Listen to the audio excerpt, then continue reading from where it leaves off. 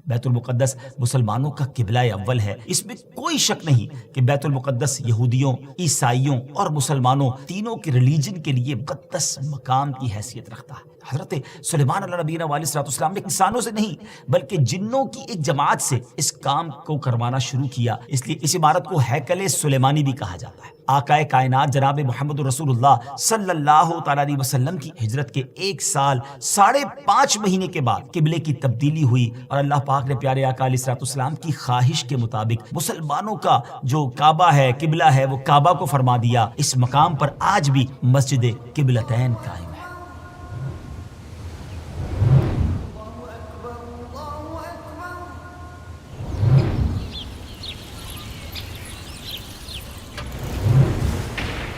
السلام علیکم ورحمۃ اللہ وبرکاتہ۔ ویورز کیسے ہیں آپ؟ سب ٹھیک ہیں؟ ایک بار پھر قیامت کی نشانیاں ایپیسوڈ لے کر حاضر ہیں، اور آج کی ایپیسوڈ بڑی امیزنگ ہے۔ ایک ایسا تفصیلی واقعہ ہے کہ جب اس کو سنتے ہیں، پڑھتے ہیں تو ایمان تازہ ہو جاتا ہے۔ یاد رہے کہ اللہ پاک کے آخری نبی جناب محمد عربی صلی اللہ تعالیٰ علیہ وسلم نے غیب کی خبر دیتے ہوئے اپنی امت سے ارشاد فرمایا کہ قیامت سے پہلے 6 چیزیں گن کر رکھو۔ نمبر 1 میری وفات، نمبر 2 بیت المقدس کی فتح، نمبر 3 پھر طاعون کی وبا جو بکریوں کی گٹلیوں کی طرح تمہارے اندر شروع ہو جائے گی، نمبر 4 اس قدر مال کی کثرت ہو جائے گی کہ کسی آدمی کو 100 دینار دینے پر بھی وہ خوش نہیں ہوگا، نمبر 5 ایک ایسا فتنہ اٹھے گا کہ عرب کا کوئی گھر باقی نہیں رہے گا جس پہ فتنہ داخل نہ ہوا ہو، نمبر 6 تمہارے اور رومیوں کے درمیان ایک سلو ہوگی اور رومی عہد شکنی کریں گے اور وہ 80 جھنڈے لے کر تمہارے اوپر حملہ آور ہوں گے اور ہر جھنڈے کے نیچے 12,000 فوج ہوگی۔ یہ 6 نشانیاں نبی پاک صلی اللہ تعالیٰ علیہ وسلم نے تفصیل کے ساتھ قیامت کی نشانیوں کے بارے میں بیان کی۔ اس حدیث پاک میں جو دوسری نشانی بیان کی گئی یعنی بیت المقدس کی فتح، اس بارے میں آج کی ہماری ایپیسوڈ ہوگی۔ یہ تو آپ نے سن ہی لیا کہ حدیث پاک میں اسے قیامت کی نشانی کے طور پر فرمایا گیا ہے۔ اس بارے میں مزید بات کرنے سے پہلے آئیے پہلے ذرا بیت المقدس کے بارے میں کچھ سنتے ہیں کہ یہ کس جگہ کو کہا جاتا ہے اور اس کی تاریخ کیا ہے۔ بیت المقدس مسلمانوں کا قبلہ اول ہے۔ یہ فلسطین کے شہر القدس میں واقع ہے۔ بعض نے اس شہر کو بھی بیت المقدس کہا ہے۔ بیت المقدس کی تاریخ دیکھیں تو اس میں کوئی شک نہیں کہ بیت المقدس یہودیوں، عیسائیوں اور مسلمانوں تینوں کے ادیان یعنی تینوں کے ریلیجن کے لیے مقدس مقام کی حیثیت رکھتا ہے۔ اس کو القدس کا نام کیوں دیا گیا؟ اس کے بارے میں حکیم الامت مفتی احمد یار خان نعیمی رحمۃ اللہ تعالی لکھتے ہیں کہ چونکہ اس زمین میں حضرات انبیاء کے مزارات بہت ہیں، اس لیے اسے قدس کہا جاتا ہے۔ زمین کا یہ ٹکڑا انبیاء اور صلحاء یعنی نیک لوگوں کا مرکز رہا ہے۔ حضرت سیدنا سلیمان علیہ نبینا علیہ الصلوۃ والسلام کا مزار مبارک اور عالم اسلام کی مشہور و معروف مسجد اقصیٰ بھی اسی شہر میں واقع ہے۔ رہی یہ بات کہ اس کا سنگ بنیاد کب رکھا گیا، تو اس بارے میں یہ کہا جاتا ہے کہ کعبہ معظمہ کی بنیاد ڈالنے کے 40 سال بعد سیدنا آدم علیہ نبینا علیہ الصلوۃ والسلام یا ان کی اولاد میں سے کسی نے اس کی بنیاد ڈالی۔ پھر اس کی تعمیر حضرت سیدنا سام بن نوح علیہ نبینا علیہ الصلوۃ والسلام نے کی۔ پھر ایک عرصے کے بعد حضرت سیدنا داؤد علیہ نبینا علیہ الصلوۃ والسلام نے بیت المقدس کی بنیاد اسی مقام پر رکھی جہاں حضرت سیدنا موسیٰ علیہ نبینا علیہ الصلوۃ والسلام کا خیمہ نصب کیا گیا تھا۔ اس عمارت کے پورا ہونے سے قبل حضرت سیدنا داؤد علیہ نبینا علیہ الصلوۃ والسلام کی دنیا سے وفات کا وقت قریب آ گیا، تو اب آپ نے اپنے بیٹے حضرت سیدنا سلیمان علیہ نبینا علیہ الصلوۃ والسلام کو اس کو مکمل کرنے کی وصیت فرمائی۔ حضرت سلیمان علیہ نبینا علیہ الصلوۃ والسلام نے کمال کا انتظام کیا۔ آپ نے انسانوں سے نہیں بلکہ جنوں کی ایک جماعت سے اس کام کو کروانا شروع کیا۔ 1 سال کا کام باقی تھا۔ اب ذرا غور کیجئے کہ جنات تعمیر کر رہے تھے، مگر آپ کے انتقال کا وقت قریب آ گیا۔ آپ نے غسل فرمایا، نئے کپڑے پہنے، خوشبو لگائی اور اس طرح تشریف لائے کہ عصا پر یعنی اپنے جو لاٹھی تھی اس پر ٹیک لگا کر کھڑے ہو گئے۔ ملک الموت حضرت اسرائیل علیہ الصلوۃ والسلام نے جن کا کام ہی روح قبض کرنا ہے، انہوں نے آپ کی روح اسی حالت میں اسی عالم میں قبض کر لی۔ اب اسی طرح آپ عصا پر ٹیک لگائے کھڑے رہے۔ جی ہاں، دنیا سے آپ جا چکے تھے، وصال فرما چکے تھے، مگر آپ آپ کا جو مبارک جسم ہے وہ عصا پر ٹیک لگائے کھڑا رہا. یہ اللہ کی شان ہے. حضرت سلیمان علیہ السلام کا یہ معجزہ بھی ہے. یہاں میں ایک اور دلچسپ بات آپ کو بتاتا چلوں کہ جب حضرت سلیمان علیہ السلام حیات تھے تو جنات کو رات کی رخصت بھی مل جاتی تھی. وہ دن میں کام کرتے تھے. حضرت سلیمان علیہ السلام بھی آرام کرنے چلے جاتے تھے. مگر آپ چونکہ اب کھڑے ہی تھے تو اب جنات کو دن رات راؤنڈ دا کلاک کام کرنا پڑ گیا. ہر وقت وہ آپ کھڑے رہے تو آپ کو اجازت مانگتے تھے، لیکن کسی میں ہمت نہیں ہوتی تھی کہ وہ اجازت مانگنے آپ سے مانگے، تو آپ سے اجازت بھی نہیں مانگ سکتے تھے. تو جنہوں نے 4 سال تک یک لخت، جی ہاں آل دا وے، دن رات برابر کام کیا. اچھا، حضرت سلیمان علیہ السلام جو ہیں وہ عصا پر کھڑے ہیں، نہ جسم میں کوئی تبدیلی آ رہی ہے. اللہ اکبر. یہ بھی اللہ کے نبی کی شان دیکھیں. اس کی تعمیر کی تکمیل چونکہ حضرت سلیمان علیہ السلام کے زیر نگرانی ہونی تھی، اس لیے اس عمارت کو ہیکل سلیمانی بھی کہا جاتا ہے. بیت المقدس کی روشنی کا انتظام بھی نرالے انداز میں ہی کیا گیا تھا. وہ اس طرح کہ حضرت سلیمان علیہ السلام نے بیت القدس کی مسجد کو سنگ مرمر سے اور ہیروں، موتیوں اور یاقوت سے بنوایا، اور بیت المقدس کے گنبد کے سرے پر کبریت احمر، یہ سرخ گندک جی تھی، اس کا اہتمام کیا. اس کی روشنی کئی میلوں تک پہنچتی تھی. اللہ اکبر. اچھا ناظرین، جیسے اس کی تعمیر کا وقت پورا ہونے لگا تو اللہ کی شان دیکھیں کہ آپ کے اس عصا کو، اس لکڑی کو دیمک نے کھایا اور آپ کا جسم زمین پر تشریف لایا. پھر لوگوں کو بھی پتہ چلا اور جنات کو بھی پتہ چلا کہ حضرت سلیمان علیہ السلام دنیا سے جا چکے ہیں. سبحان اللہ. اتنی شاندار یہ عمارت ہے. بیت المقدس کی خدمت کے لیے کثیر خادمین حاضری دیتے رہتے. ایک وقت ایسا آیا کہ حضرت سیدنا زکریا علیہ نبی علیہ السلام کے مبارک زمانے میں بیت المقدس کے خدام کی تعداد 4000 تھی، اور خدام کے 27 یا 70 سردار تھے جن کے امیر سیدنا زکریا علیہ نبینا علیہ السلام تھے. حضرت سیدنا آدم علیہ السلام سے لے کر حضرت سیدنا موسیٰ علیہ نبینا علیہ السلام تک کعبہ یعنی بیت اللہ شریف ہی کعبہ رہا. پھر حضرت سیدنا موسیٰ علیہ نبینا علیہ السلام سے لے کر حضرت سیدنا عیسیٰ علیہ السلام تک بیت المقدس قبلہ رہا. جب آقائے کائنات جناب محمد رسول اللہ صلی اللہ تعالیٰ علیہ وسلم کی آمد ہوئی اور آپ نے اعلان نبوت فرما کر اسلام کی تعلیم اور اشاعت کا سلسلہ شروع کیا، تو مکہ مبارک میں جتنا عرصہ رہے اس وقت تک بھی مسلمان بیت المقدس کی طرف رخ کر کے عبادت کرتے تھے.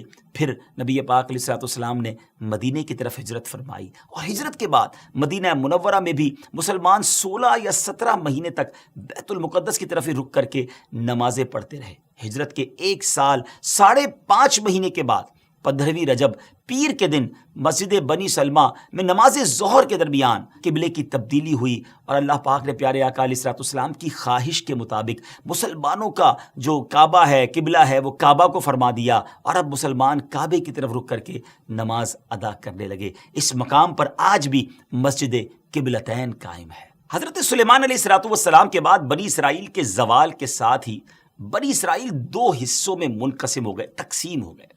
ہیکل سلیمانی کی عزت میں بھی کمی آ گئی. ویسے تو ہیکل سلیمانی پر کئی حملے ہوئے، مگر ایران کے بادشاہ بخت نصر نے جو فلسطین پر حملہ کیا تھا اس میں ہیکل سلیمانی کو مکمل طور پر مسمار کر دیا اور بڑے پیمانے پر یہودیوں کا قتل عام کیا.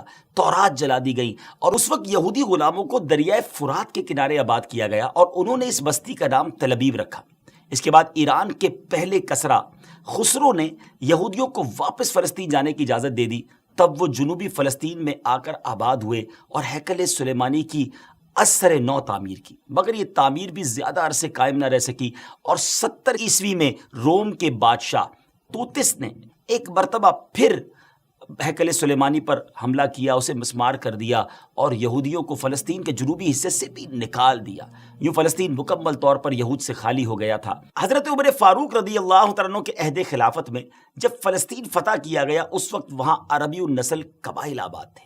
اسلامی لشکر کے سپہ سالار سیدنا ابو عبیدہ بن جراح رضی اللہ تعالیٰ عنہ نے فتح یرموک کے بعد اسلامی لشکر کے ساتھ آپ دمشق آ چکے تھے. آپ نے اپنے اصحاب سے مشورہ کیا کہ قیصاریہ روانہ ہو یا بیت المقدس. حضرت سیدنا معاذ بن جبل رضی اللہ تعالیٰ عنہ کے مشورے پر عمل کرتے ہوئے سیدنا فاروق اعظم رضی اللہ تعالیٰ عنہ کی بارگاہ میں ایک مکتوب روانہ کیا گیا، دونوں شہروں میں سے کس شہر کا انتخاب کیا جائے. سیدنا فاروق اعظم رضی اللہ تعالیٰ عنہ نے جلیل القدر صحابہ کرام علیہ رضوان سے جب مشورہ کیا تو مولا علی شیر خدا کرم اللہ تعالیٰ وجہ الکریم نے فرمایا کہ اے امیر المومنین، آپ اسلامی لشکر کو بیت المقدس کی طرف روانگی کا حکم دیں. وہ پہلے بیت المقدس کو فتح کرے پھر کیساریہ کی طرف جائیں، کیونکہ رسول پاک علیہ الصلوۃ والسلام نے پہلے مجھے بیت المقدس کی فتح اور بعد میں کیساریہ کی فتح کی خوشخبری دی تھی۔ یہ سن کر سیدنا فاروق اعظم رضی اللہ تعالیٰ عنہ نے فرمایا، اے ابو الحسن آپ نے سچ کہا۔ پھر سیدنا ابو عبیدہ بن جراح رضی اللہ تعالیٰ عنہ کی طرف پہلے بیت المقدس اور پھر کیساریہ روانگی کا حکم لکھ کر روانہ کر دیا۔ ڈیئر ویورز، ہے نا بڑی عجیب داستان، بڑی ایمان افروز داستان۔ سیدنا ابو عبیدہ بن جراح رضی اللہ تعالیٰ عنہ کو جیسے ہی امیر المومنین کا مکتوب ملا، آپ نے روزانہ 5000 مجاہدین لشکر بیت المقدس روانہ شروع کر دیے، یعنی 5000 مجاہدین ڈیلی روانہ ہوئے۔ بیت المقدس کا جو قلعہ تھا، جو فورٹ تھا، وہ بڑا مضبوط تھا۔ رومیوں نے یرموک کا حال سن کر پوری تیاری کر رکھی تھی۔ اسلامی لشکر کے جاتے ہی انہوں نے قلعے کا محاصرہ کیا، اس کو سراؤنڈ کر لیا۔ حضرت ابو عبیدہ بن جراح رضی اللہ عنہ کے حکم سے روزانہ اس فورٹ پر، اس قلعے پر حملہ کیا جاتا۔ 11 دن تک حملہ کرتے رہے، مگر کوئی خاص پیش رفت نہ ہوئی، کوئی پروگرس نہ ہو رہی تھی۔ 11ویں دن خود سیدنا ابو عبیدہ بن جراح رضی اللہ تعالیٰ عنہ سیدنا خالد بن ولید رضی اللہ تعالیٰ عنہ تشریف لائے۔ مجاہدین نے تکبیر و تحلیل کی صدائیں بلند کی، خوب نعرے لگائے، تو رومیوں کو بھی معلوم ہو گیا کہ اسلامی لشکر کا کوئی بڑا سردار آ گیا ہے۔ وہ سب پریشان ہوئے، اپنے سب سے بڑے راہب قمامہ کے پاس گئے اور ساری صورتحال بیان کی۔ جب اسے معلوم ہوا کہ مسلمانوں کا سردار آ گیا ہے، وہ بہت پریشان ہوا اور کہنے لگا، اب تمہاری ہلاکت نزدیک ہے، کیونکہ میں نے پچھلی کتابوں میں پڑھا ہے کہ ملک شام کو محمد الرسول اللہ صلی اللہ تعالیٰ علیہ وسلم کا ایک سرخ رنگ کا صحابی فتح کرے گا۔ اگر یہ وہی سردار ہے تو صلح کے علاوہ اب تمہارے پاس کوئی دوسری صورت نہیں ہے۔ پھر وہ اسلامی لشکر کے سپہ سالار کو دیکھنے کے لیے قلعے کے دیوار پر آیا۔ سیدنا ابو عبیدہ بن جراح رضی اللہ تعالیٰ کو بلایا۔ آپ رضی اللہ تعالیٰ جب آگے گئے تو ان سے بھی وہی بات کی۔ حضرت ابو عبیدہ بن جراح نے کہا، یا تو تم اسلام قبول کر لو یا جزیہ دے کر امان حاصل کر لو، پھر ہم سے جنگ کرنے کے لیے تیار ہو جاؤ۔ لیکن اس راہب قمامہ نے سیدنا ابو عبیدہ بن جراح رضی اللہ تعالیٰ کی بات کا کوئی جواب نہ دیا، فقط خاموشی سے وہ بس آپ کو دیکھتا رہا اور پھر واپس چلا گیا۔ اس نے اپنی قوم سے کہا کہ یہ وہ شخص نہیں ہے جس کے بارے میں میں نے کتابوں میں پڑھا ہے، لہٰذا تم ان سے جنگ کرتے رہو، یہ تمہارا بال بھی بیکا نہیں کر سکتے۔ سیدنا ابو عبیدہ بن جراح رضی اللہ تعالیٰ عنہ نے بھی وہاں سے واپس آ کر اسلامی لشکر کو جنگ کا حکم دے دیا۔ روزانہ اسلامی لشکر اس فورٹ پر، اس قلعے پر حملہ کرتا، رومی تیروں کی برسات کرتے، دونوں طرف سے جانی نقصان بھی ہوتا، سپاہی زخمی بھی ہوتے۔ لڑائی 4 ماہ تک جاری رہی۔ جی ہاں ویورز، 4 منتھ تک یہ لڑائی جاری رہی۔ اہل شہر تنگ آ گئے، وہ دوبارہ اپنے جو سردار تھا، جو ان کا لیڈر تھا قمامہ، اس کے پاس گئے، ساری صورتحال بیان کی۔ وہ نصرانی راہب جو تھا وہ پھر قلعے کی دیوار پر آیا اور سیدنا ابو عبیدہ بن جراح رضی اللہ تعالیٰ عنہ سے کہنے لگا کہ ہم ہر حال میں تم سے جنگ کریں گے، البتہ ہمارے شہر کو صرف ایک ہی شخص فتح کرے گا جس کے اوصاف ہماری کتابوں میں لکھے ہوئے ہیں، وہ تم نہیں ہو۔ سیدنا ابو عبیدہ بن جراح رضی اللہ تعالیٰ نے فرمایا کہ تمہاری کتابوں میں اس کے کیا اوصاف لکھے ہوئے ہیں؟ اس نے کہا، وہ ہم تمہیں نہیں بتائیں گے، البتہ اسے دیکھ کر ہم فوراً پہچان لیں گے کہ یہ وہی شخص ہے۔ ہاں اگر تم اس کا نام جاننا چاہتے ہو تو ہم اس کا نام بتا سکتے ہیں۔ اللہ اکبر، ان کی کتابوں میں اس صحابی کا نام بھی موجود تھا۔ آپ رضی اللہ تعالیٰ نے فرمایا کہ ٹھیک ہے، تم اس کا نام ہی بتا دو۔ اس نصرانی راہب نے کہا کہ جو شخص ہمارے اس شہر کو فتح کرے گا وہ محمد الرسول اللہ صلی اللہ تعالیٰ علیہ وسلم کا صحابی ہوگا، اور اس کا نام عمر بن خطاب ہے، جو فاروق کے لقب سے مشہور ہوگا، اور وہ نہایت سخت گیر ہوگا، اللہ کے کاموں میں کسی ملامت کرنے والے کی ملامت کی پرواہ نہ کرے گا۔ سیدنا ابو عبیدہ بن جراح رضی اللہ تعالیٰ عنہ نے جیسے ہی یہ سنا تو مسکرا دی اور خوش ہو کر فرمایا، فتحنا البلد ورب الکعبہ، یعنی رب کعبہ کی قسم ہم نے اس شہر کو فتح کر لیا۔ پھر آپ اس راہب کی طرف متوجہ ہوئے اور فرمایا، تم جن کا ذکر خیر کر رہے ہو وہ ہمارے خلیفہ ہیں، ہمارے نبی علیہ الصلوۃ والسلام کے جلیل القدر صحابی ہیں۔ راہب نے کہا، اگر واقعی ایسی بات ہے تو تم جنگ موقوف کر دو اور انہیں یہاں بلاؤ، اگر ان میں تمام صفات وہی ہوئی جو ہمارے علم میں ہیں تو ہم ان کے لیے شہر کے دروازے بغیر جنگ کے کھول دیں گے اور ان کو جزیہ بھی ادا کریں گے۔ آپ رضی اللہ تعالیٰ عنہ نے یہ بات منظور فرما لی۔ نصرانی راہب سے گفتگو کرنے کے بعد سیدنا ابو عبیدہ رضی اللہ تعالیٰ عنہ نے جب وہ تشریف لائے اور نصرانی راہب سے ہونے والی گفتگو کی تفصیلات لشکر میں سب کو بتائیں تو تمام مجاہدین خوش ہو گئے۔ ایک مکتوب جس میں تمام تفصیلات انہوں نے لکھی سیدنا عمر فاروق رضی اللہ تعالیٰ عنہ کی بارگاہ میں انہوں نے پیش کر دیں، اور وہاں وہ خط بھیج دیا گیا۔ اللہ اکبر، جب یہ خط مدینہ منورہ پہنچتا ہے، حضرت سیدنا میسرہ بن مسروق رضی اللہ تعالیٰ عنہ مدینہ منورہ پہنچتے ہیں، بارگاہ فاروقی میں حاضر ہوئے، سلام عرض کیا، فرمایا خوشخبری لائے ہو، عرض کیا رب کعبہ کی قسم خوشخبری ہے۔ پھر وہ مکتوب بارگاہ فاروقی میں پیش کیا گیا۔ سیدنا فاروق اعظم رضی اللہ تعالیٰ نے جب مکتوب پڑھا، صحابہ کرام سے مشورہ کیا اور اس ملک شام کی طرف سفر کا ارادہ کر لیا، تیاری شروع فرما دی۔ امیر المومنین سیدنا فاروق اعظم رضی اللہ تعالیٰ کا بیت المقدس جب جانے کا فیصلہ ہوا، یہ خبر سن کر مدینہ منورہ میں خوشی کی لہر دوڑ گئی۔ اپنے سفر کا آپ آغاز فرماتے ہوئے سب سے پہلے آپ مسجد نبوی شریف میں آئے، آپ نے 4 رکعت نماز ادا کی، نبی پاک علیہ الصلوۃ والسلام کی بارگاہ میں حضرت ابوبکر صدیق رضی اللہ تعالیٰ عنہ کی بارگاہ میں سلام پیش کیا۔ پھر اس کے بعد حضرت عمر فاروق رضی اللہ تعالیٰ عنہ نے اپنا سفر شروع کر دیا۔ مولا علی کرم اللہ تعالیٰ وجہ الکریم کو اپنا نائب مدینے میں مقرر کیا اور چند اصحاب کو ساتھ لیا اور اب ملک شام کی طرف روانہ ہو گئے۔ آپ رضی اللہ تعالیٰ کے سفر کی یہ نوعیت ہوتی تھی کہ نماز فجر کے بعد سفر طے فرماتے اور ظہر کے وقت کسی مقام پر ٹھہر جاتے، وہاں اپنے اصحاب کو واعظ و نصیحت فرماتے، اللہ عز و جل کا خوف، عبادت کا تذکرہ، آخرت وغیرہ پر مشتمل بیان فرماتے اور اس کے بعد ستو اور کھجور وغیرہ سے اپنا لنچ کرتے تھے۔ کیسا سادہ کھانا تھا امیر المومنین کا۔ جن جن راستوں سے آپ گزرتے تھے وہاں کے لوگ اپنے مقدمات، اپنی عرضیاں لے کر آپ کے پاس آتے، قرآن و حدیث کی روشنی میں آپ ان کا فیصلہ بھی فرماتے جاتے، یہاں تک کہ ملک شام کی سرحد میں داخل ہو گئے۔ اللہ اکبر! آپ نے عربی شاہ سواروں کا ایک قافلہ دیکھا۔ سیدنا زبیر بن عوام رضی اللہ تعالیٰ کو وہ آگے بھیجا کہ معلوم کرو یہ لوگ کون ہیں۔ تو حضرت زبیر بن عوام رضی اللہ تعالیٰ نے خبر دی کہ حضور جو لشکر اس وقت آپ کا بیت المقدس میں انتظار کر رہا ہے، اس لشکر والوں نے ایک دستہ بھیجا ہے کہ خوشخبری لے کر آئیں کہ امیر المومنین تشریف لا چکے ہیں یا نہیں۔ پھر وہ قافلہ سیدنا فاروق اعظم رضی اللہ تعالیٰ کی بارگاہ میں حاضر ہوا، ہدیہ سلام کے بعد کہا، مصافحہ کیا، دست بوسی کی، اور فاروق اعظم رضی اللہ تعالیٰ نے ان سے پوچھا کہ تم لوگ یہاں کس لیے آئے ہو؟ عرض کی حضور اے امیر المومنین، آپ کی تشریف آوری کے انتظار میں پورا اسلامی لشکر اپنی آنکھیں بچھائے، پلکیں بچھائے ہوئے ہے اور گردنیں اٹھا اٹھا کر لوگ مدینہ منورہ سے آنے والے راستے پر نظریں جمائے ہوئے ہیں۔ ہر شخص آپ کے دیدار کے لیے بے چین ہے۔ لہٰذا اسلامی لشکر کے سپہ سالار امین الامت حضرت سیدنا ابو عبیدہ بن جراح رضی اللہ تعالی عنہ نے آپ کی بارگاہ میں خبر معلوم کرنے کے لیے بھیجا ہے۔ حضور اگر آپ اجازت دے دیں تو میں جلدی واپس جا کر لشکر کو آپ کی آمد کی خوشخبری سنا دوں۔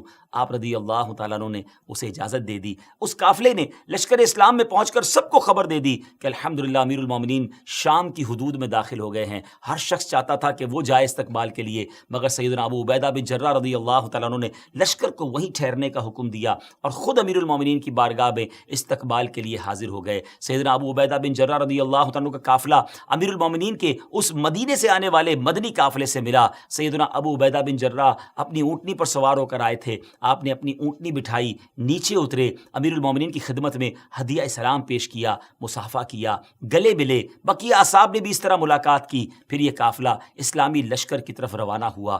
اللہ اکبر! سوچئے کیسا منظر ہوگا جب یہ قافلہ بیت المقدس پہنچا۔ مجاہدین نے نہایت شاندار استقبال کیا، تمام مجاہدین نے آپ سے ملاقات کی، آپ کی دست بوسی کی، پھر آپ نے ان سے نہایت فصیح و بلیغ خطبہ بھی دیا، تمام مجاہدین کو اعمال صالحہ، تقوی و پرہیزگاری وغیرہ اختیار کرنے کی نصیحت اور تنبیہ فرمائی۔ خطبے سے فارغ ہو کر سیدنا ابو عبیدہ بن جراح رضی اللہ تعالیٰ عنہ نے ملک شام کی جنگوں کو بالتفصیل بیان کیا، جنہیں سن کر فاروق اعظم رضی اللہ تعالیٰ عنہ کبھی روتے اور کبھی خوش ہوتے۔ دونوں میں گفتگو ہوتی رہی یہاں تک کہ ظہر کا وقت ہو گیا۔ مؤذن رسول سیدنا بلال حبشی رضی اللہ تعالیٰ عنہ، جو نبی پاک علیہ الصلوۃ والسلام کے دنیا سے پردہ فرمانے کے بعد مدینہ طیبہ سے ملک شام چلے آئے تھے، لشکر اسلام میں شامل ہو کر وہ بھی جہاد میں مصروف ہو گئے تھے۔ حضرت جناب رسول اللہ صلی اللہ تعالیٰ علیہ وسلم کی وصال ظاہری کے بعد آپ نے اذان کہنا چھوڑ دی تھی۔ اپنے آقا و مولا علیہ الصلوۃ والسلام کی جدائی اور فرقت کے رنج میں وہ ایسے شکستہ دل تھے کہ اذان دیتے وقت انہیں سخت غم اور جو ہے وہ رنج لاحق ہو جاتا تھا، محبوب کی یاد ستاتی تھی، اتنی گریہ وزاری ہوتی تھی کہ اذان کو کمپلیٹ کرنا مشکل ہو جاتا تھا۔ جب نماز ظہر کا وقت ہوا، تمام مجاہدین نے امیر المومنین سے عرض کی کہ حضور حضرت بلال بھی موجود ہیں، ہم چاہتے ہیں کہ حضرت بلال کی اذان سنیں، نبی پاک علیہ الصلوۃ والسلام کے زمانے مبارکہ کی یاد تازہ ہو جائے گی۔ سیدنا فاروق اعظم رضی اللہ تعالیٰ عنہ نے سیدنا بلال حبشی کو حکم دیا، مجاہدین کی خواہش بیان کی۔ سیدنا بلال حبشی رضی اللہ تعالیٰ عنہ نے اذان تو بالکل چھوڑ دی تھی، کسی کے کہنے پر بھی اذان نہ دیتے تھے، لیکن فاروق اعظم رضی اللہ تعالیٰ عنہ کا حکم تھا اور بڑا وہ ادب بھی کرتے تھے، اس لیے اذان دینے کے لیے راضی ہو گئے۔ کیا منظر ہوگا! حضرت بلال حبشی رضی اللہ تعالیٰ عنہ نے اذان شروع کی، جیسی بلند آواز سے کہا اللہ اکبر اللہ اکبر، ان کی آواز میں وہ درد تھا کہ لشکر اسلام پر لرزہ طاری ہو گیا. مجاہدین کی آنکھیں اشکبار ہو گئیں. محبوب اکرم کا زمانہ یاد آ گیا. اللہ اکبر. شام کی سرزمین میں مدینے کی یاد تازہ ہو رہی ہے. اس وقت رسول پاک علیہ الصلوۃ والسلام کے دیدار سے اپنی آنکھوں کو ٹھنڈا کیا کرتے تھے، مگر وہ دیدار اب کہاں نصیب. تمام مجاہدین شدت غم سے کانپنے لگے. سیدنا بلال حبشی رضی اللہ تعالیٰ عنہ اشہد ان محمد الرسول اللہ پر جب پہنچے تو پورے لشکر پہ ایک کوہرام مچ گیا. صحابہ کرام علیہ رضوان نے اپنے محبوب آقا کی یاد میں وہ تڑپنے لگے. آہو بکا کا شور بلند ہو گیا. شدت غم سے مجاہدین ایسے تڑپتے کہ ابھی ان کے دل پھٹ جائیں گے. بعض پر تو بے ہوشی طاری ہو گئی. فاروق اعظم رضی اللہ تعالیٰ عنہ پر بھی گریہ طاری تھا. حضرت بلال حبشی رضی اللہ تعالیٰ عنہ کی حالت بھی ناقابل برداشت تھی. ایسا لگتا تھا کہ وہ اذان پوری نہ کر پائیں گے. اسلامی لشکر پر غم و اضطراب کی وہ کیفیت طاری تھی کہ رونے اور چیخنے کے سوا کچھ سنائی ہی نہ دیتا تھا. بہرحال سیدنا بلال حبشی رضی اللہ تعالیٰ عنہ نے اذان مکمل کی. بہت دیر تک صحابہ کرام محبوب کریم علیہ الصلوۃ والسلام کی یاد میں روتے رہے. بالآخر اللہ کریم نے سب کو تسکین عطا فرمائی. فاروق اعظم رضی اللہ تعالیٰ عنہ نے پورے لشکر کو نماز پڑھائی. پھر قلعہ بیت المقدس کی طرف جانے کا ارادہ فرمایا. جب آپ نے بیت المقدس کی طرف روانگی کا ارادہ فرمایا تو بکری کے بالوں سے بنا ہوا لباس پہنا. وہ جبہ جو تھا نا ناظرین، ٹکڑے ٹکڑے سی کر بنایا گیا تھا اور اس میں 14 پیون تھے. ایک پیون جو ہے وہ چمڑے کا بھی اس میں تھا. اتنا سادہ اور جس کو آپ کہیں بالکل کم پیسوں والا لباس. اسلامی لشکر کے تمام سرداروں نے آپ سے گزارش کی، حضور آج تو بڑا اہم دن ہے، آپ اچھے کپڑے آج زیب تن کیجئے، اچھے گھوڑے پر سوار ہوں.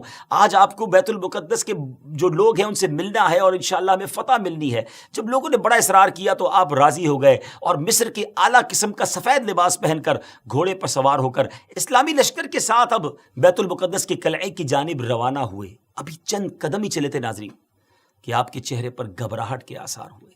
آپ کو ایسا لگتا تھا جیسے آپ کو بڑی سخت تکلیف ہو گئی ہے. آپ کے چہرے کا رنگ تبدیل ہو گیا.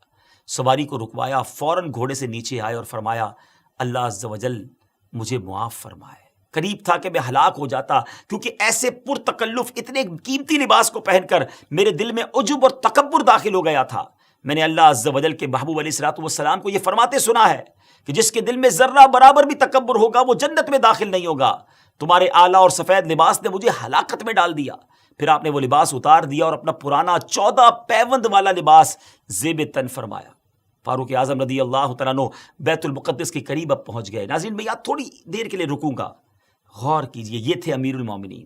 آج فتح کا دن تھا، آج دوسرے لفظوں میں ریوارڈ کا دن تھا، عزت کے بڑھنے کا دن تھا. پھر بھی عاجزی ہے، پھر بھی خوف خدا ہے، پھر بھی نبی پاک کی یاد ہے.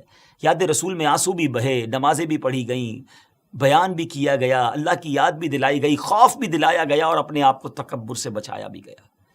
یہ ہم سب کے لیے کتنا بڑا درس ہے. جن کو اللہ نے نوازا ہے، اگر اللہ نے دنیا کی نعمتیں دی ہیں تو اس کا مطلب یہ نہیں کہ تکبر کیا جائے اور ان خوشیوں میں کھو جایا جائے. آج معاملہ یہ ہے ناظرین کہ جس کے گھر میں خوشی ہوتی ہے، جس کو کوئی سیلیبریشن ملتی ہے، وہ اس کے ساتھ ہی نافرمانی اللہ کی شروع کر دیتا ہے. ایسا لگتا ہے کہ ہماری خوشی اور اللہ کی نافرمانی یہ لازم و ملزوم ہو گئی ہے. اچھا خاصا نیک نمازی بھی ہوتا ہے، اگر اس کے گھر میں جب خوشی کا موقع آتا ہے تو وہ کچھ ہوتا ہے جو بیان نہیں کیا جا سکتا. یہ بہت بڑی بے وقوفی ہے ناظرین کہ اللہ کریم خوشیاں عطا فرمائے اور ہم اسی کی نافرمانی کریں. ایسا نہ کیا کریں. جب رب کی عطا ملے زیادہ شکر ادا کریں، زیادہ سجدے کریں، صدقہ کریں اور گناہوں سے بچیں. بہرحال فاروق اعظم رضی اللہ تعالیٰ عنہ بیت المقدس کے قلعے کے قریب پہنچے تو وہاں موجود مجاہدین نے اب تکبیر و تحلیل کی صدائیں بلند کی، خوب اللہ اکبر کے نعرے لگائے. جب یہ شور سنا اور بیت المقدس کے اندر جو لوگ تھے وہ حیران ہو گئے کہ جنگ تو بریک تھی، موقوف ہو گئی، کیا مسلمانوں نے پھر حملہ کر دیا؟ نصرانی راہب کمامہ نے جب وہ آوازیں سنی اور خادمین کو بھیجا کہ معلوم کرے کہ معاملہ کیا ہے تو پتہ چلا کہ اسلامی لشکر کے سب سے بڑے سردار امیر المومنین حضرت عمر بن خطاب رضی اللہ تعالیٰ عنہ تشریف لائے ہیں. نصرانی راہب قلعے کی دیوار پر آیا اور اسلامی لشکر میں پیغام بھیجا کہ حضرت عمر بن خطاب رضی اللہ تعالیٰ عنہ کی زیارت اور شناخت کرنا چاہتے ہیں، انہیں قلعے کے قریب لایا جائے. سیدنا فاروق اعظم رضی اللہ تعالیٰ عنہ بغیر اسلحے کے اکیلے ہی قلعے کے قریب جانے لگے تو بعد میں یہ فیصلہ ہوا کہ حضرت ابو عبیدہ بن جراح رضی اللہ تعالیٰ عنہ بھی ساتھ جائیں. آپ اپنے اونٹ پر سوار تھے، ہاتھ میں ایک درہ تھا. جب دیوار کے قریب پہنچے تو اس نصرانی راہب نے آپ کو بڑے غور سے دیکھنا شروع کر دیا۔ تھوڑی دیر بعد نصرانی راہب نے کمامہ نے بلند آواز سے شور کرتے ہوئے اپنی قوم کو پکار کر کہا، خدا کی قسم یہ وہی شخص ہیں جن کی صفات ہم نے اپنی کتابوں میں پڑھی ہیں، اور ان کے ہاتھوں پر ہمارا شہر فتح ہوگا۔ پھر اس کمامہ نے اپنی قوم کو جھڑکتے ہوئے اور ڈانٹتے ہوئے کہا کہ سختی ہو تم پر، یہ کیا تاخیر ہے؟ قلعے سے جلدی اترو، ان کے پاس جاؤ، ان سے امان اور ذمہ داری حاصل کرو۔ خدا کی قسم محمد بن عبداللہ علیہ الصلوۃ والسلام کے یہ صحابی ہیں۔ جب رومیوں نے کمامہ کا فرمان سنا تو وہ جلدی جلدی قلعے کی دیوار سے اترے، شہر کے دروازے کھول دیے گئے، دوڑتے ہوئے فاروق اعظم رضی اللہ عنہ کی بارگاہ میں حاضر ہوئے، صلح اور امان کی درخواست کرنے لگے۔ آپ رضی اللہ تعالیٰ عنہ نے اللہ پاک کا شکر ادا کرتے ہوئے اپنے اونٹ پر ہی سجدہ شکر ادا کیا اور پورے شہر والوں کو امن و امان اور اس کا جو پروانہ تھا وہ جاری کر دیا، عہد و پیمان ہو گئے۔ دوسرے دن آپ رضی اللہ تعالیٰ عنہ نے بعد نماز فجر عظیم و شان فتح و نصرت کے ساتھ بیت المقدس کے قلعے میں داخلہ فرمایا۔ اس کے بعد کئی 100 سال تک بیت المقدس مسلمانوں کے قبضے میں رہا۔ بعد ازاں تقریباً 11ویں صدی عیسوی میں بیت المقدس عیسائیوں کے قبضے میں چلا گیا، جسے سلطان صلاح الدین ایوبی رضی اللہ تعالیٰ عنہ نے 1187 عیسوی میں دوبارہ فتح کیا اور بیت المقدس دوبارہ مسلمانوں کے قبضے میں آ گیا، اور پہلی جنگ عظیم تک ترک عثمانیہ خلافت کے زیر انتظام رہا۔ اللہ پاک ہمیں اپنی نعمتوں کا شکر بجا لانے کی توفیق عطا فرمائے اور ہمیں پھر قبلہ اول نصیب فرمائے۔ بہرحال ناظرین، ہم نے یہ جو آج ایپیسوڈ سنی ہے بیت المقدس کی فتح، اس کا مطلب یہ ہوا کہ یہ نشانی پہلے بھی ہو چکی ہے، اور ہم اللہ سے دعا کرتے ہیں کہ ایک بار پھر ہمیں بیت المقدس مسلمانوں کا قبلہ اول نصیب فرمائے۔ تو یہ آج کی نشانی، قیامت کی نشانی جو تھی وہ ہم نے سنی، اور امید ہے کہ اس سے بہت ساری معلومات بھی ملی، ہمیں لیسن بھی ملے۔ اللہ مجھے اور آپ کو عمل کرنے کی توفیق عطا فرمائے۔ انشاءاللہ اگلے ایپیسوڈ میں ایک اور قیامت کی نشانی لے کر حاضر ہوں گے۔ ہمیں اپنی دعاؤں میں یاد رکھیے گا۔ السلام علیکم ورحمۃ اللہ وبرکاتہ۔